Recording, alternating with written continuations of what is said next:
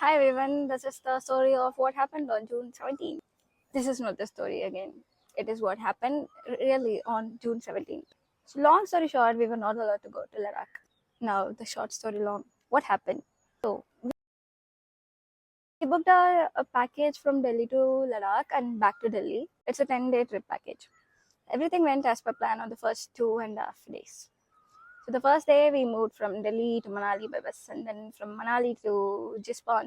Now the point to note here is we traveled from 700 feet to 10,000 feet in a 24 hours time frame. Now on the second day we are traveling from Jispa to Sacho. So Jispa is at 10,300 somewhere feet and Sacho is at 13,000 feet.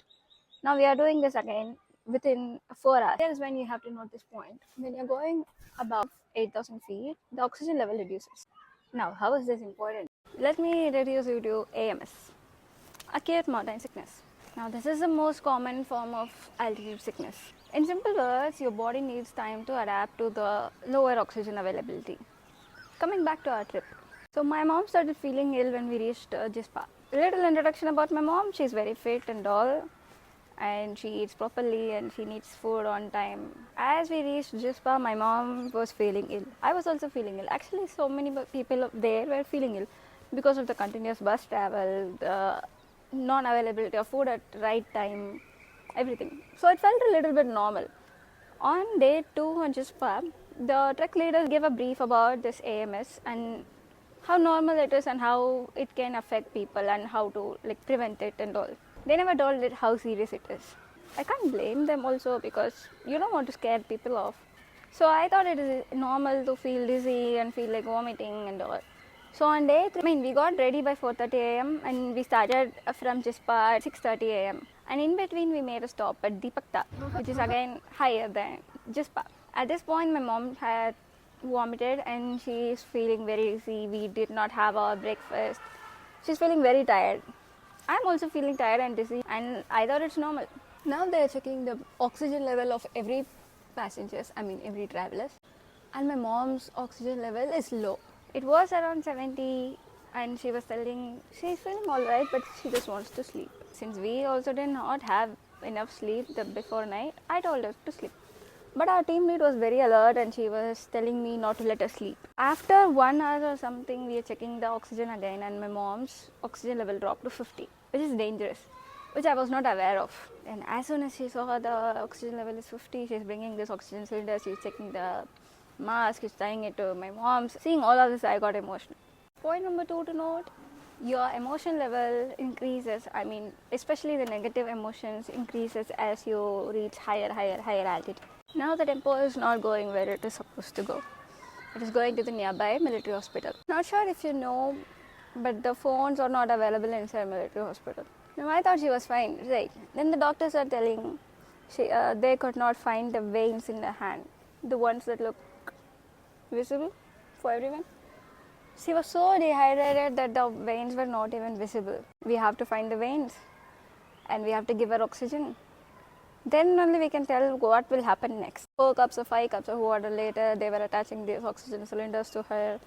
They are checking the BP, they are checking the oxygen level again and again. They are all running here and there and I don't understand anything. They are not talking in English also. Now my emotions are triggered.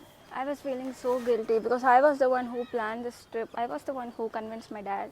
I was the one who booked the tickets. I was the one who did everything. So many questions in my mind. What will I tell my dad? What will I tell my brother? Should I call him now? Can I deal with this alone? Why did I decide to go on this trip? Back to hospital 2-3 hours later, the doctor said there is no improvement in her body. You have to go back to Manali. It is dangerous to go to Ladakh or Leh now. Now they have called the ambulance from Keelong, which is below.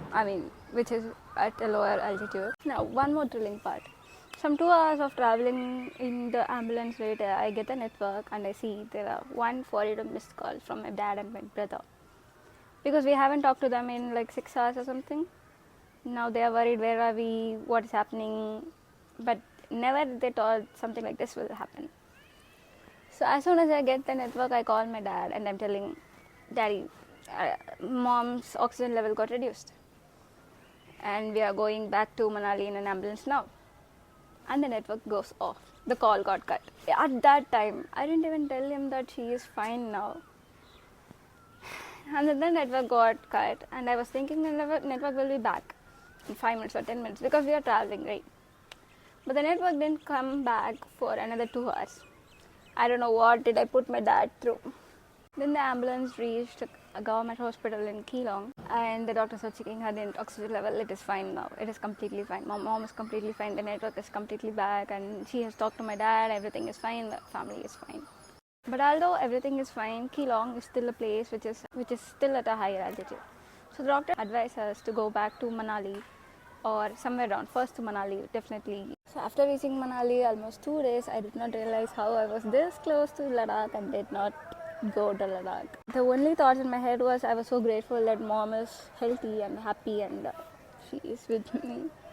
I did not realize how a perfectly planned trip became a dream for me now. I have seen a lot of reels and a lot of YouTube videos about Ladakh before going, but nobody told me about how dangerous it is. I just want you to remember these 3 things. Limit how fast you ascend. Secondly, rest at lower altitudes. And third, have rest days to get acclimatized. That's it, and thank you for watching this. I hope it is informative and it is not boring. Anyway, bye.